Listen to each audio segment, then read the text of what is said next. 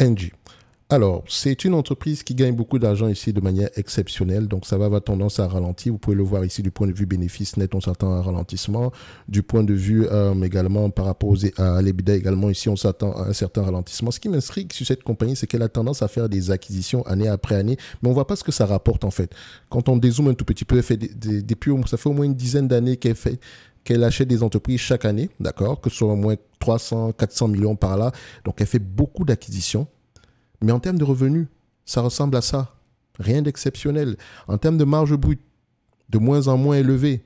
La période actuelle est exceptionnelle par rapport au coût de l'énergie, etc. Elle a gagné beaucoup d'argent. Donc, ça va avoir tendance à ralentir. Et comme vous pouvez le voir, est-ce que c'est un business qui est assez prévisible? Les analystes ont tendance à se tromper ici 75% du temps.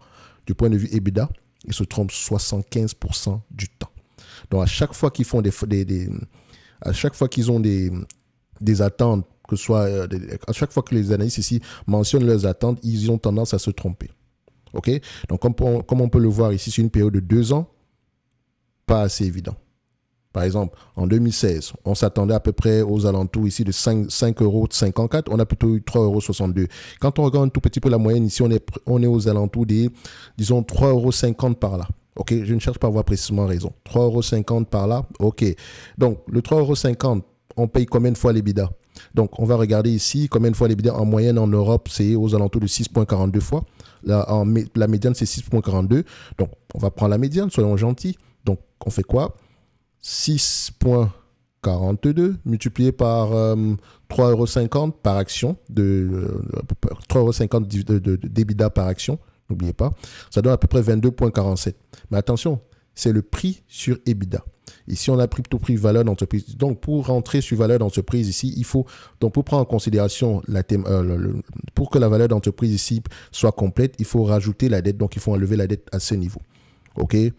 Si j'enlève la dette ici, en me basant à peu près sur le niveau d'endettement de la compagnie en date d'aujourd'hui, on a plutôt combien en termes de dette nette? Alors, on vérifie ça. On va mettre ça ici en yearly. Parfait. Je vais juste actualiser la page. Et voilà. Donc, le niveau de dette nette ici en max. Voilà. Et on a une dette nette par action de 13,76 €. Donc, à peu près 14 € par là. Si je viens enlever 14 € ici, d'accord, vous pouvez enlever 13,76 € si vous voulez. On va rester aux alentours des 8,47 €. Ça, c'est par rapport à la valeur d'entreprise sur EBITDA. On peut également l'évaluer par rapport au revenu. OK, la valeur d'entreprise sur le revenu. Parce que quand vous prenez le price to sell, en réalité, vous prenez en réalité, c'est uniquement la capitalisation boursière divisée par le revenu. OK, quand vous prenez la valeur d'entreprise, c'est capitalisation boursière plus ou moins la dette nette. Plus la dette nette, s'il y a de la dette nette, moins la dette nette, s'il y a du cash net.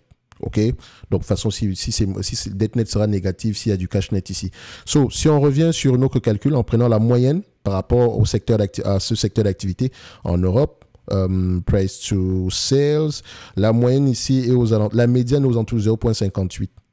D'accord? Quand on prend toutes les entreprises du secteur d'activité, depuis 2010, elles ont tendance à se négocier aux alentours de 0,58 fois les revenus. Donc, maintenant, n'oubliez pas, 0,58 fois les revenus, mais de quelle année? La question qu'il faut poser. Ici, vous voyez qu'on s'attend à des revenus de moins en moins élevés. D'accord? Et donc, si c'est le cas, les revenus ici, les attentes par rapport aux revenus sont généralement plutôt... Enfin, les années sont tendance à faire de bonnes prévisions par rapport aux revenus. Donc, si on prend moi, je préfère prendre avant la pandémie. OK? Donc, aux alentours ici on générait à peu près combien? Aux alentours, je vais prendre à peu près 25 € par action. Si on prend le 25 € par action multiplié par 0,58, OK? Si j'enlève la dette, on tombe à 0. OK?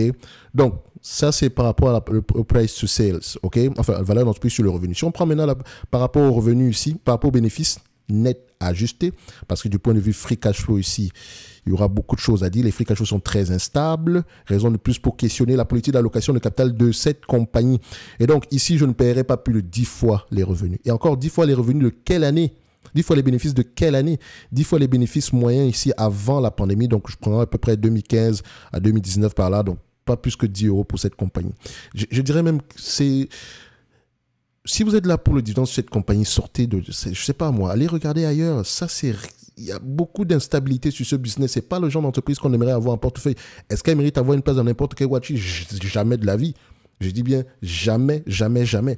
Et là, elle gagne beaucoup d'argent. Au lieu de se concentrer à racheter la dette, à rembourser la dette ici, on verse un gros dividende. Ça n'a pas de sens parfois. Donc, je vais dire, je ne sais pas qui gère cette compagnie-là, mais pour moi, j'irais clairement regarder ailleurs. Ce n'est que mon avis. Après, vous faites ce que vous voulez. OK? Donc, elle ne fera pas partie de notre watchlist et ce n'est que mon avis. Merci.